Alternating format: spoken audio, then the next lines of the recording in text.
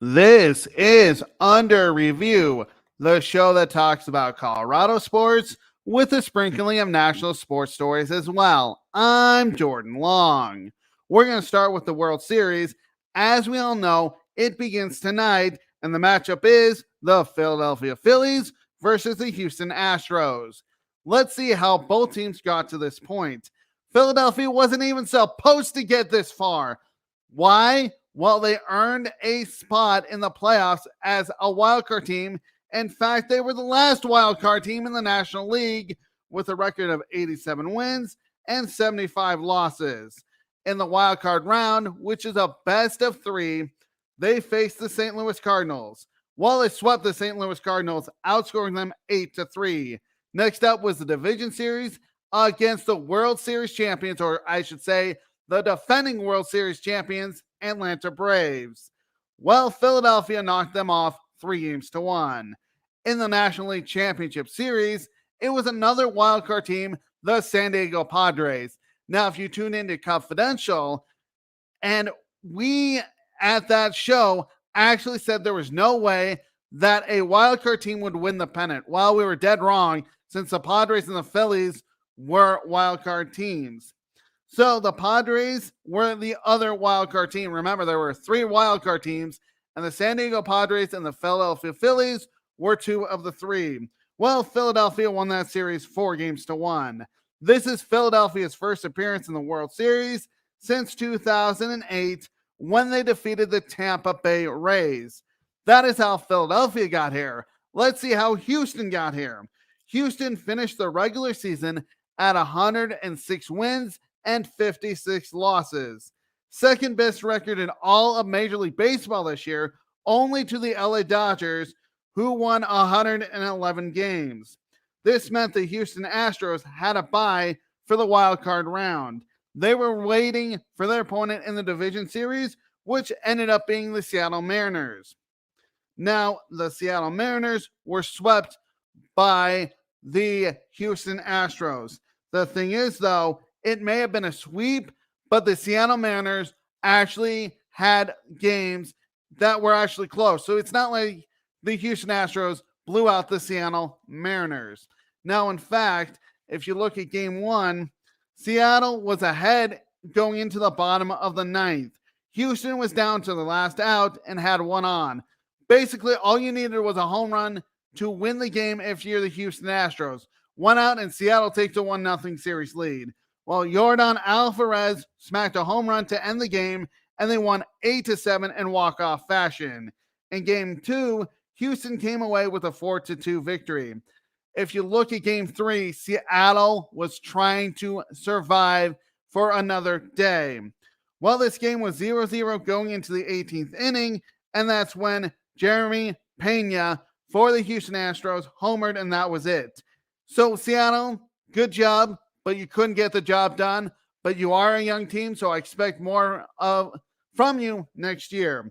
Now, going on to the American League Championship Series, they faced the New York Yankees. They swept the Yankees, outscoring them 18-9. Now, the pitching for Houston kept the Yankees hitters off balance. The Yankees couldn't take advantage when they had runners on, couldn't get the timely hit. The Houston Astros got the timely hit. So that's how Houston got to the World Series. Now, if you look at the World Series, the Astros are back in the World Series because basically because of their hitting and pitching, and we will get there in a minute. If you look at the Astros, though, they lost in 6 games to the Atlanta Braves last year. Now, the amazing part about this year's run for the Houston Astros, if you look at their postseason this year, they haven't lost a game. Looking at the series, both teams can hit the baseball. The Philadelphia Phillies batting average in this postseason is .237. Again, I'm going to say that again. Phillies batting average is .237, while Houston stands at .227. Pretty close there. The Phillies rely on the long ball, and they've hit more home runs at 16, and the Astros are at 12. Now, the Phillies lineup is pretty dangerous and includes hitters like Juan Segura, Kyle Schwarber, Nick Castellanos, and Bryce Harper. All of these hitters can have timely base hits to not only be in scoring position, but to score runs. Of course, Bryce Harper has been on fire this postseason with a .419 batting average, 5 home runs, and 11 RBIs. For the Astros, they have a lineup that is just as good as the Phillies. They counter with Jose Altuve, Alex Bergman, so that's Jose Altuve, Alex Bergman, and Yordan Alvarez. You can't make a mistake to these hitters because those are extra base hits or home runs. The offense for both teams is going to carry them in this series. Looking at the pitching, Houston has the better pitching. Their team ERA is at 1.88. The starters are getting it done, and that's going to be their strength. The starters can pitch deep into games. That's going to be key to saving the bullpen. The Astros starting ERA is unbelievable. 2.77. When Astros manager Dusty Baker goes to the bullpen, he can trust his arms there. Their team ERA, and it's unbelievable so far, 0.82 with 4 saves, and they haven't blown them.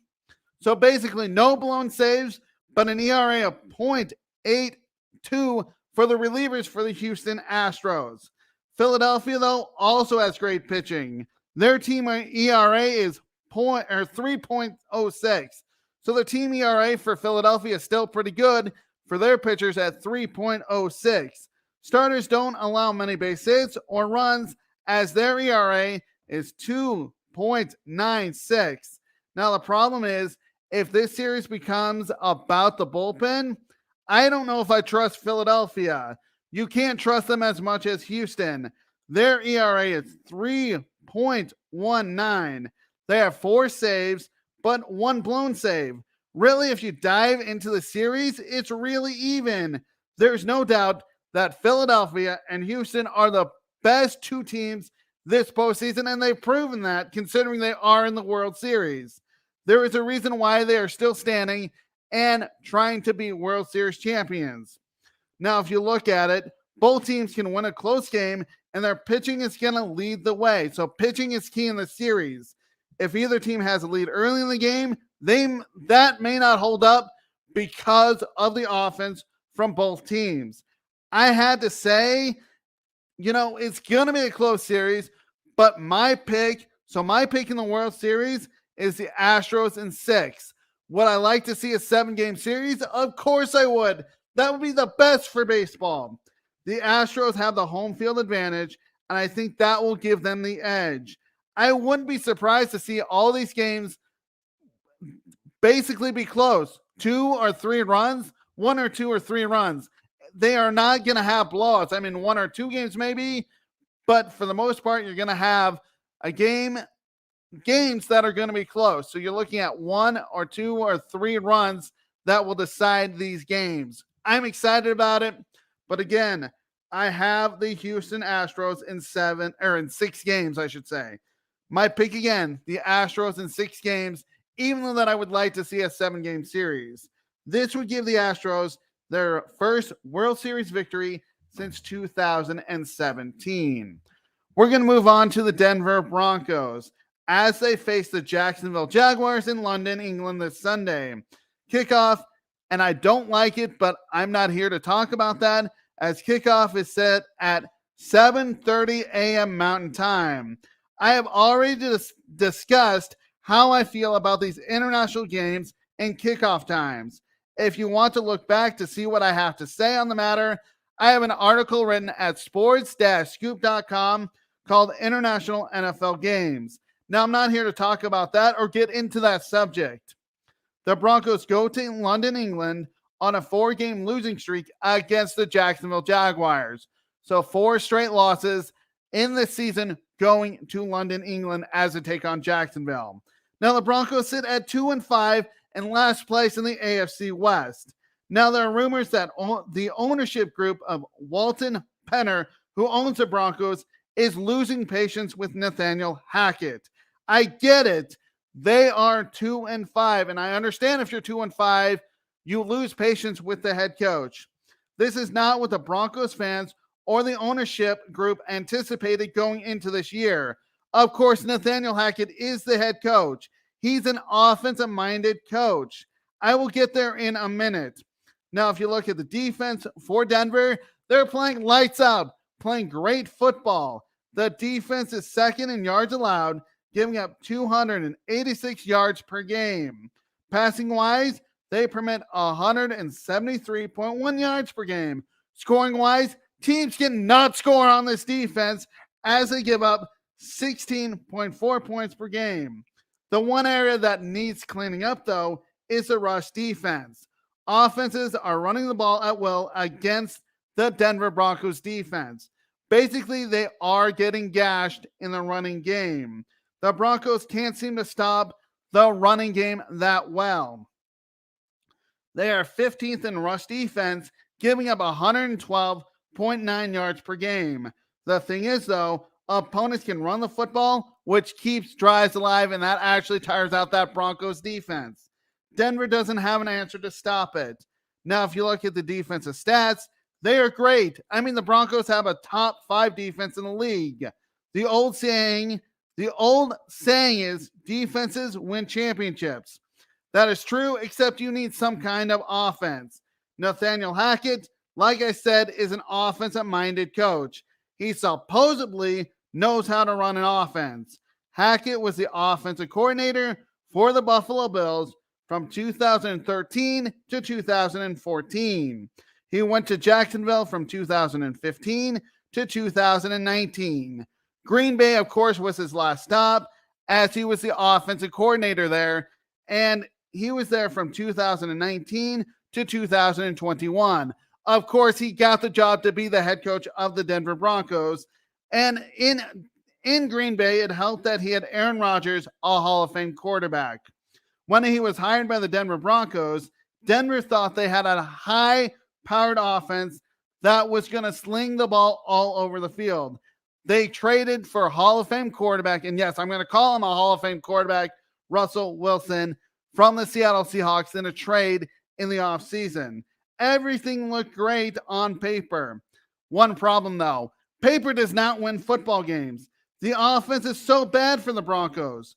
23rd in total offense, averaging 328.6 yards per game. 20th in the league in passing yards at 219.1 yards per game. 19th running the football at 109.4 yards per game. The worst part is you can't score points. The Broncos average 14.3 points per game, dead last. Scoring points is the name of the game. You want to outscore your opponents, and Denver is not doing that. That is second to last. Actually, if you look at it, that is last in the league at 14.3 points per game, but the team that is second to last is Pittsburgh, who scores 15.3 points per game with a rookie quarterback, Kenny Pickett. Hackett has to prove he can coach the offense, and he hasn't. For whatever reason, he is the play caller, and I don't understand why. The play calls are the same and not creative. We saw last week it didn't matter if it was Russell Wilson or Brett Rippon under center. The offense is rather boring no matter what quarterback is under center, whether it's Russell Wilson or Brett Rippon, because it didn't make a difference. Here is the play calls. Run on first down, then pass on, it's run first down, then it's run on second down, then a pass.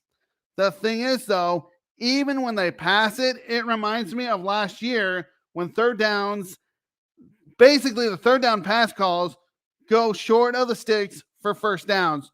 We saw it last year with Pat Shurmur, and it's just coming back this year, even though that it's a new whole coaching staff. But the fact of the matter is on third down, they run a pass play short of the sticks for first downs. When a running play works, if they do it on first down, they're going to do it on second down because it works, and they go right back to it. It needs to change. Do not use the same play call each and every play. If it's working on first down, get a little creative on second and third down. Don't run the ball through the middle on first down and say, oh, let's do it again on second. It needs to change. As for Hackett, drop the play calling. Worry about the whole team and not just the offense. As for firing Hackett, I wouldn't do it right now. I get it though, because Hackett wasn't my first or second choice to take over the Denver Broncos as head coach. I understand in Broncos country, we expect a winning team, and we thought we got that when we traded for Russell Wilson. Firing Hackett isn't the way to go. I get the offense isn't clicking the way we want it to. The thing is, though, look at the injuries on offense. Wide receiver Tim Patrick tore an ACL during training camp. That was a big loss. Offensive lineman Garrett Bulls is done for the year with a broken leg. Running back Javonte Williams is out for the year with a torn ACL and LCL in his knee. Running back Mike Boone is out until week 13 with an ankle injury. Also, Russell Wilson, even though that he's starting this week, had to miss last week because of a hamstring injury. So if you look at Tim Patrick, Garrett Bowles, Javonte Williams, and Mike Boone, that is 4 offensive players. You could have added Russell Wilson last week, and that would have been 5. But getting back to the injuries this year, Patrick, Bowles, and Williams are starters. So that hurts. I get injuries aren't an excuse for how bad this team is playing, but teams that make the playoffs are generally healthy. The Broncos aren't. I get that you want a healthy team and the Broncos aren't. I get the ownership is upset. They want a better product on the field for the fans. They didn't hire Hackett. That is the ownership. Firing Hackett isn't the answer. Denver has to play better football somehow, some way. I say let Hackett coach and give up some of his coaching duties, including play calling. Maybe it gets better, maybe it doesn't, but something needs to change. Don't fire the guy in the middle of the year, though. If you're going to can Hackett, wait until the end of the year. Then the Walton Penner Group, that is the Walton Penner Group, can start a coaching search with George Patton to find a head coach that they want. That way they can have their own guy. That is, if you're the Walton Penner Group, you want your own guy there. And the fact of the matter is, this is not your guy in Nathaniel Hackett. As for the Broncos, just don't do it now. Even if they lose to the Jacksonville Jaguars in London, England, do not fire Nathaniel Hackett now. It wouldn't make a whole lot of sense. On to my NFL picks of the week. Last week wasn't bad as I was 3-2, and overall I am 22-13. So I'm having a pretty good year. We're going to start with the New York Giants as they head to Seattle to take on the Seahawks. Seattle is a 3-point favorite. The Giants are one of the surprise teams this year because they are 6-1. Seattle, you could say, is a surprise at 4-3. Looking at the Giants, the thing that makes them hard to play against is their running game. Sure, Daniel Jones, their quarterback, can pass it, and he has protected the football well with 2 picks. The way they're getting it done, though, is the running game of Saquon Barkley, who's averaging an impressive 5.1 yards per carry. That makes it easier for Daniel Jones to pass the football. For the Seattle Seahawks, find a way to stop that running game on defense. You do that, and you make Daniel Jones pass the football. For the Seattle Seahawks offense, they're a tough team to play against. They're a tough team to play against because Geno Smith can throw and run with the football. The Giants need to spy Geno Smith so he can't run outside the pocket. Also, Smith has receivers who he can trust, and those are DK Metcalf and Tyler Lockett. The Giants need to play tight coverage on these receivers, and if not, it could be a long game. In the end, Seattle gets it done. The Buffalo Bills hosting the Green Bay Packers. The Bills are an 11.5-point favorite. Aaron Rodgers, the quarterback for the Green Bay Packers, is one of the best quarterbacks in the league. He can buy time in the pocket to find his open receivers. The Bills, though, won't let him do that. They will blitz him and bring pressure. But if you're going to do that, you have to sack Aaron Rodgers. If they don't, Rodgers will find his open receivers for first downs or longer. The Bills offense starts with Josh Allen, and he's playing at an MVP level. Allen needs to keep playing mistake-free football and find Stephon Diggs and other receivers. As for Buffalo, though, they don't have a threat of a running game. For the Green Bay Packers defense, try to put pressure on Josh Allen. That may end up in sacks or incompletions. Turnovers are great too. Both offenses can score points, and they will do it in bunches. This game comes down to which team can keep drives alive on third downs, and I don't think Green Bay will be that successful, and Buffalo will, as the Buffalo Bills keep it rolling. The San Francisco 49ers versus the LA Rams. The 49ers are 1.5-point favorite. I love divisional matchups because both teams know how big of a game this is. For the 49ers offense, Jimmy Garoppolo needs his offensive line to give him time to throw the football. That way he can find Deebo Samuel and George Kittle, among others. George Kittle is his tight end, and he loves using him. Christian McCaffrey is going to be key in this game because if he can run the football, that will keep drives alive for the 49ers while not allowing the Rams offense back onto the field. For the Rams, though, create pressure and force the 49ers into third and long situations. If you look at the Rams offense, Matt Stafford can toss the ball to Cooper Kupp and Allen Robinson, I should say.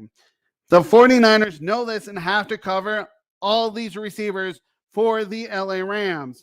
Also blitz Stafford if to the 49ers defense so he doesn't have time to throw the football.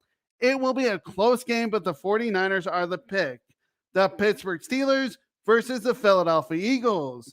The Eagles are an 11-point favorite. The Eagles offense doesn't have to change. They're having success because their quarterback, Jalen Hurts, can throw and run with the football. He has been smart with the football, and he needs to continue to be. The Steelers defense can't allow Hurts to run with the football. Even if Hurts is able to run, you have to spy him so that those runs don't go very far. Hurts can also pass it, so having coverage if you're the Pittsburgh Steelers defense on these receivers is a must. For the Steelers offense, rookie Kenny Pickett is their quarterback. He's a rookie and is learning how to play at the NFL level. For him to have success, he needs time to throw the football. The Steelers' offensive line has to give Kenny Pickett time to throw the football. If not, the Eagles will blitz him, that is Kenny Pickett, all game long if you're not protecting him, and it's difficult for Pickett to have success. At some point, the Eagles have to lose, but it won't be this week as they get the win. The New England Patriots versus the New York Jets. The New York Jets are a 1.5-point favorite. The Jets are another surprise team at 5-2. So what do they do well? They run the football. Quarterback Zach Wilson doesn't have to do much when the passing game is working. Even when he passes it, Wilson has to be smart with the football. The Patriots defense knows this and has to stop the run. So force them to be a passing team. If they limit the running game of the New York Jets, that will force Zach Wilson to throw the football. Wilson hasn't shown he can win a game this year by just throwing the football. For the Patriots offense, they can run and pass it. They have to keep the Jets defense off balanced. But in the end, the Jets are going to win this football game. My picks again, New York Giants versus the Seattle Seahawks, Seattle. Green Bay versus Buffalo, give me the Buffalo Bills. The San Francisco 49ers versus the LA Rams, I should say. So that's San Francisco versus LA, San Francisco. Pittsburgh Steelers versus the Philadelphia Eagles. The Philadelphia Eagles, or I should say, fly, Eagles, fly. The New England Patriots versus the New York Jets. The New York Jets, Jets. I'm Jordan Long. This has been Under Review. Read my blog that I write Mondays through Thursdays with podcasts on Fridays at sports-scoop.com. Check out all the shows that we have on the Sideline Sports Network and subscribe to our YouTube channel so you don't miss any of our great shows on this network. We have shows every single day. This has been a Sideline Sports production.